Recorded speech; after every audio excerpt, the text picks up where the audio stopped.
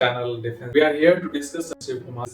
तो joining defence forces is one of the best career option for youngsters. Gentleman, आज समाज में आप जिससे भी बातें करें, बच्चे कहते हैं मुझे आईएएस बनना है, आईपीएस बनना है, डॉक्टर बनना है, इंजीनियर बनना है, रेलवे ज्वाइन करनी है, बैंक में जाना है।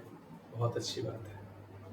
आजकल के एक्सपेंसिव एजुकेशन सिस्टम के ज़माने में अगर एक कमज़ोर वर्ग का व्यक्ति हो, एक किसान हो, अगर उसको अपने बच्चों को एक बेहतर जीवन देना है, एक बेहतर बेहतर करियर, या तो उसको अपने ज़मीनें बेचनी पड़ेगी, घर गिरवी रखना पड़ेगा, बैंक से लोन लेना पड़ेगा, गहने गिरवी रखने पड़ेंगे, तभी इसके बावजूद एक बहुत अच्छा करियर जिसमें खर्चा और बहुत कम उम्र में से पाया जा सकता है, जिसका नाम है, इसमें आप या जवान में आए या आप अधिकारी के रूप में आए, अगर आपके अंदर काबिलियत है तो आप बहुत कम उम्र में आप इसे ज्वाइन कर सकते हैं।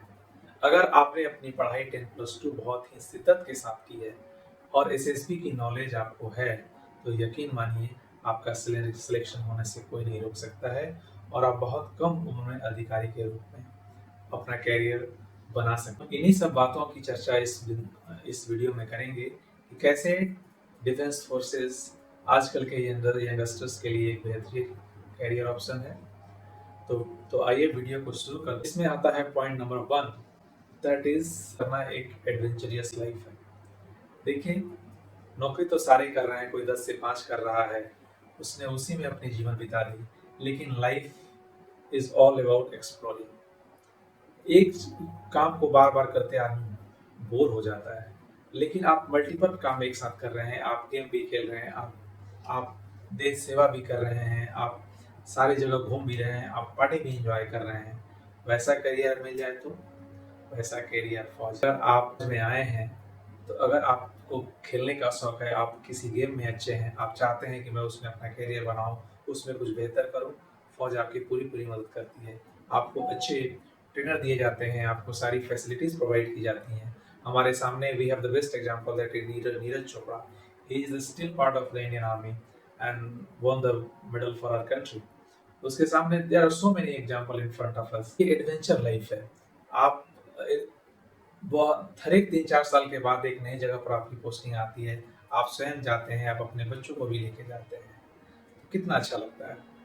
तो पॉइंट नंबर 2 आता है, that is the life security. यार, इस जीवन के दो ही सत्य हैं, जीवन और मृत्यु। जो इस धरती पे आया है उसको एक दिन मरना तय है, लेकिन वो कब मरेगा, कैसे मरेगा, वो हमारे हाथों में नहीं है, ये ऊपर वाला तय करता है। लेकिन फिर भी अगर आप डिफेंस को ज्वाइन करते हैं और खुदा न खास्ते आपके साथ ऐसा कुछ होता है, तो ऐसा नहीं है कि फौज आपको छोड़ देगी।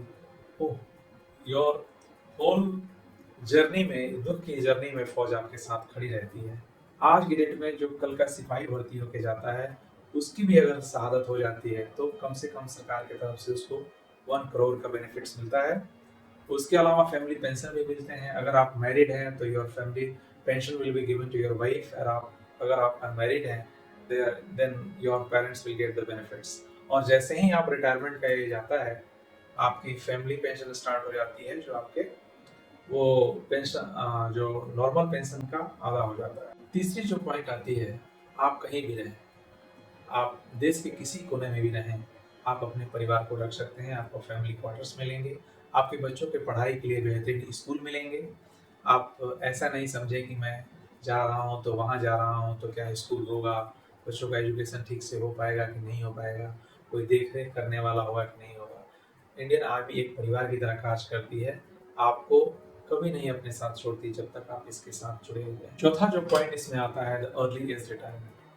देखिए, एक फौज में चाहे वो अधिकारी जाता है या एक सिपाही जाता है, उसकी उम्र लगभग 16 से 21 वर्ष के बीच होती है। वो अपने सारे जमाने के दिन उस फौज में बिता देता है, और फौज में वो, यकीन मानिए, पैसे के लिए नहीं जाता है। वो एक देश सेवा का जुनून, वर्दी पहनने का वो जज्बा उसको खींच के लेके जाता है और अपनी पूरी जवानी बिता देता है। इसके साथ एक नौकरी नहीं है, इसमें खतरा भी है। इसीलिए आज भी आर्मी, एयरफोर्स और नेवी में पेंशन बेनिफिट, और इसीलिए सरकार ने इसको अर्ली एज रिटायरमेंट की व्यवस्था दे रखी है।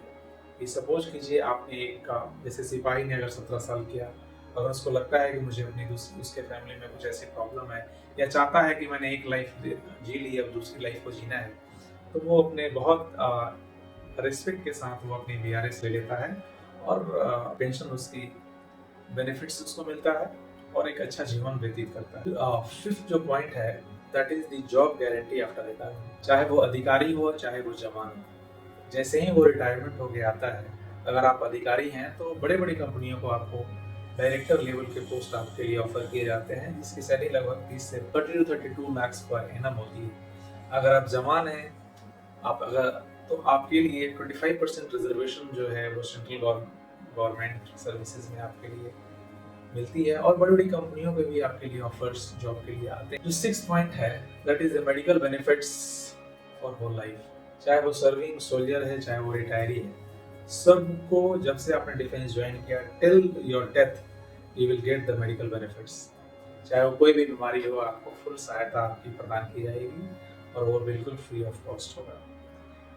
जो भी मैंने इन 6 बिंदुओं की चर्चा इस वीडियो में की, यकीन मानिए अगर आप इस पे सोच विचार करेंगे तो यकीनन आप पाएंगे कि यह भी यंगस्टर्स के लिए एक बेहतर डिफेंस को ज्वाइन करना अधिकारी के रूप में या सोल्जर के रूप में एक बेहतरीन कैरियर ऑप्शन हो सकता है।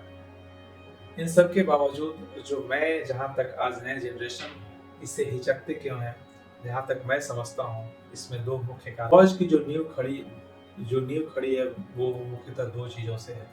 पहला है डिसिप्लिन और दूसरा है फिजिकल फिटनेस। डिसिप्लिन, आज इतिहास के पन्नों को अगर उलट के आप देखें, जो भी महान व्यक्तित्व इस संसार में हुए, सब में एक ही बात कॉमन थी कि वो अपने जीवन में डिसिप्लिन थे। उन्होंने हमने अपने आप को हमेशा नियमों से बांध के रखा, तभी वो सफल हो पाए।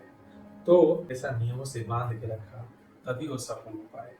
तो ये फौज इतनी बड़ी ऑर्गेनाइजेशन है जिसमें इतने कौम के लोग हैं, पूरे भारत के लोग different character, different caste, different religion से आते हैं। ये डिसिप्लिन इसकी नींव है जो इसको सक्सेस बनाती है। ठीक है, तभी ये चल रहा है। और आजकल के नए जनरेशन में थोड़ी सी डिसिप्लिन की समझ कम है, इसलिए शायद वो इसे हिचकते हैं। दूसरी चीज है जो फिजिकल फिटनेस है। आजकल के जनरेशन को थोड़ा सा आराम पसंद हो गए, क्योंकि उनका सोने का टाइम का कोई पता नहीं, उठने का कोई टाइम का पता नहीं, अपने आप को फिजिकली और हैंडसम देखने के लिए पता नहीं क्या खा रहे हैं, क्या पी रहे हैं, पता नहीं कितने घंटे जिम कर रहे हैं। लेकिन फौज की जो सबसे फर्स्ट शुरुआत होती है वो फिजिकल फिटनेस से ही होती है। ठीक है, तो इन चीजों को बिंदुओं पर मैंने चर्चा की, यकीन कर सकते हैं और आपको इस पर विचार करना चाहिए। साथ में मैं जितने भी समाज के या देश के बुजुर्ग जो जिम्मेदार नागरिक हैं, उनसे यही गुजारिश जरूर करना चाहूँगा, चाहे आप डॉक्टर हैं, चाहे आप इंजीनियर हैं, चाहे आप आईएएस हैं, आईपीएस हैं, चाहे कुछ भी हैं, ये जो न्यू जनरेशन, जो यंगस्टर हैं, इस देश के भविष्य हैं, इस देश की नींव है और इनका भविष्य कहीं ना कहीं अंधकार में, केवल सोशल मीडिया के ज़माने में रील में जा रहा है, जो कहीं से भी भविष्य के लिए ठीक नहीं है।